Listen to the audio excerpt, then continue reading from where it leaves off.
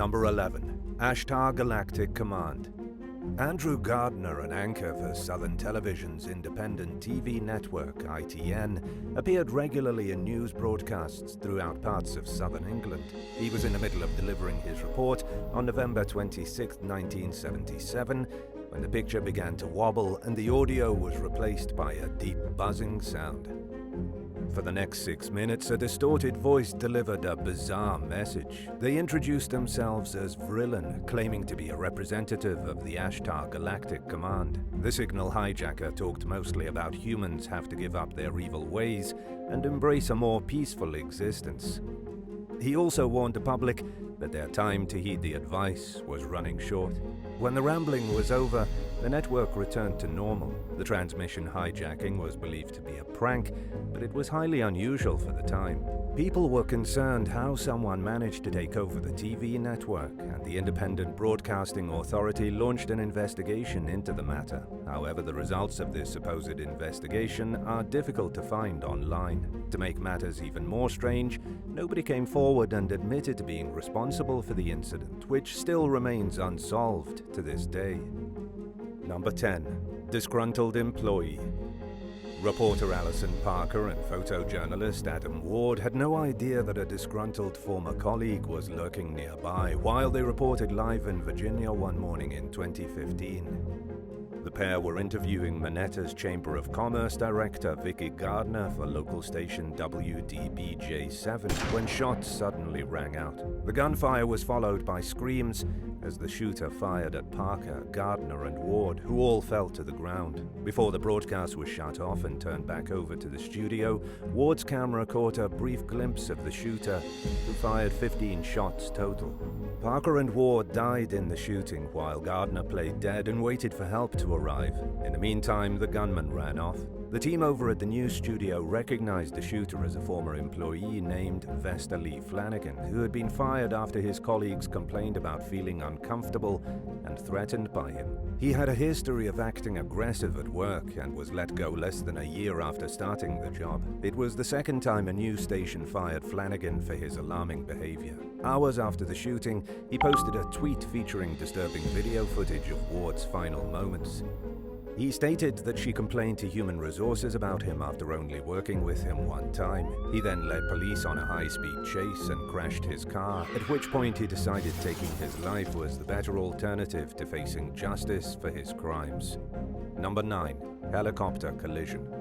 On July 27, 2007, Phoenix news station KNXV-TV, Channel 15, and KTVK, Channel 3, set out in helicopters to cover a high-speed police pursuit in progress.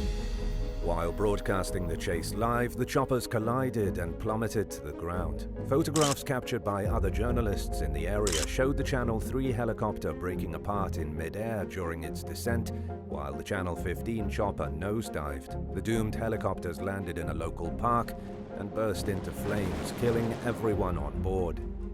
KNXV-TV pilot Craig Smith and photographer Rick Krolak lost their lives, along with KTVK pilot Scott Bowerbank and photographer Jim Cox. National Transportation Safety Board (NTSB) officials concluded that both pilots were at fault for failing to see and avoid each other, and that they were trying to do too many things at once when the crash occurred. The downed choppers were just 2 of 5 helicopters that were in the area at the time, as journalists competed to cover the story. To avoid a similar accident in the future, 3 local news stations entered an agreement to share a helicopter that would broadcast footage to all of the networks at the same time. Number 8. Signal hijacking. Chicago sportscaster Dan Roan mysteriously disappeared from people's TV screens in the middle of his regular broadcast one night in 1987. Moments later, a figure donning a mask resembling the British fictional character Max Headroom appeared on screen and bobbed around while a loud buzzing noise played. This lasted for around 30 seconds before engineers managed to get Roan's newscast back on the screen. Investigators initially assumed that the bizarre prank was an inside job. They were surprised to discover that the transmission came from an undisclosed location outside the studio. The masked figure appeared 2 hours later on another network and said in a distorted voice, "That does it, he's a freaking nerd," while laughing maniacally. He made several other bizarre statements, hummed a Temptations song, flipped off the camera with his middle finger, and started to moan. The screen then showed the person bent over with his rear end exposed, while a female figure struck his behind with a fly swatter. Viewers were creeped out, and the Federal Communications Commission, FCC, was equally unamused. The agency poured heavy resources into trying to identify the person responsible for the hoax, but with no luck. Investigators discovered that the offenders pulled the task off relatively easily, with good timing and placement of their own antenna. They found out that the broadcast came from a local warehouse district. But to this day, not much else is known about the bizarre transmission. Number 7. Christine Chubbuck. Reporter Christine Chubbuck wasn't famous, but she had a successful career in media. She worked in multiple cities, including Cleveland and Pittsburgh, before landing a job with ABC affiliate WXLT-TV in Sarasota, Florida, where she hosted an informal morning talk segment called Suncoast Digest. According to the woman's colleagues, Chubbuck took journalism seriously, to the point where she sometimes clashed with her superiors at the station. Only a handful of people who were close to Christine knew that she was deeply depressed, but even they would never have imagined what would happen on July 15, 1974. After having coffee with her mom that morning, Chubbuck went to work and wrote a script for the topic she planned to cover during her segment. Crew members were confused by this because it wasn't customary for her to follow a script while hosting the show. However, they figured she knew what she was doing and didn't voice any concerns. During the first 8 minutes of her presentation, Christine covered 3 national news stories and a local shooting. She then said that in keeping with the WXLT practice of presenting the most immediate and complete reports of local blood and guts news, that she was about to deliver a television first. The troubled news anchor then pulled out a gun and took her own life with the cameras rolling. The producers quickly cut to a black screen and then aired a standard public service announcement, followed by a movie. In the meantime, shocked viewers called the police to report the incident and phoned the station, with some asking if the tragedy was staged. Unfortunately, it was very real, and Chubbuck passed away from her injuries at just 29 years old. Her mother, Peg, told the press that Christine loved her job, but she suffered from extreme loneliness, lacking close friends and an ability to connect with people. She had a history of self-harm, which her mother did not disclose to her employer out of a fear that she'd be fired. Christine had recently complained to co-workers about being a virgin at 29 years old and said she'd only ever been on 2 dates. Her colleagues claimed that they tried to make friendly gestures toward her, but couldn't get past her automatically defensive reactions and constant self-deprecating remarks. Unfortunately, by the time anyone learned the full extent of her tortured existence, it was too late to help her. Number 6. Iris Delgado. In 2016, Iris Delgado was delivering a report during a live TV broadcast for the Spanish-language news network Telemundo in Philadelphia when she was approached by a woman. The stranger tapped her on the shoulder and said, "Excuse me," but Delgado ignored the woman as she continued delivering the report. However, the woman made herself impossible to ignore as she grabbed the host's hair and punched her in the face. The incident shocked Delgado's co-anchor, who yelled, "Oh my God," in Spanish. Just moments later, Delgado returned to the screen and unflinchingly continued to deliver the news. Authorities identified the attacker as 38-year-old Vahida Wilson and charged her with assault. She pleaded guilty and was sentenced to 60 days in jail. During her sentencing, Wilson apologized for the unprovoked attack and said that the court didn't have to worry about her acting out again. But her motive for sucker punching Delgado remained a mystery. Number 5. Violent political debate. In 2014, a Jordanian talk show called Between Two Ways hosted a debate about media freedom in war-torn Syria. The tense discussion took place between the head of Jordan's Electronic Media Association, Sheikha Al-Jahari, and Mohammed Al-Jayousi, the editor-in-chief of the news website Al-Mustaqbal Al-Arabi. All hell broke loose when Al-Jayousi accused Al-Jahari of being a deviant who supported a revolution in Syria, where rebels were fighting to remove President Bashar al-Assad from power. Al-Jahari fired back by accusing Al-Jayousi of having financial incentives for supporting al-Assad's regime. The men began pushing the debate table back and forth at each other, eventually causing it to break and flip over. Before the heated argument continued to escalate, the host abruptly ended the segment. Number 4. MEAGHAN MACKEY. In early 2019, news reporter MEAGHAN MACKEY was tasked with covering a mass overdose in Chico, California for local station KRCR-TV.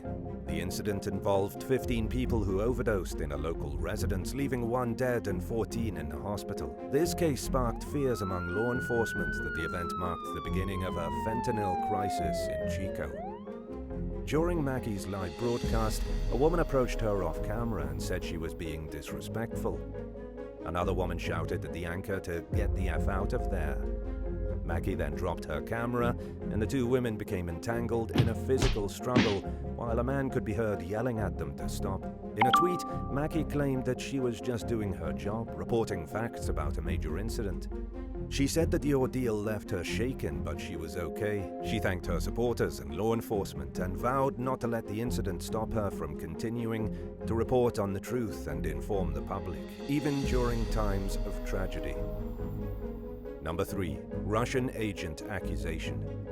Ukrainian journalist Yuri Butyasov interviewed pro-Russian politician Nestor Shufrich on a talk show called Freedom of Speech just days before Russia invaded Ukraine in 2022. During their conversation, Butyasov asked Shufrich if he thinks Russian President Vladimir Putin is a murderer and a criminal. Shufrich declined to answer the question, stating, "Let Ukraine's authorities deal with that."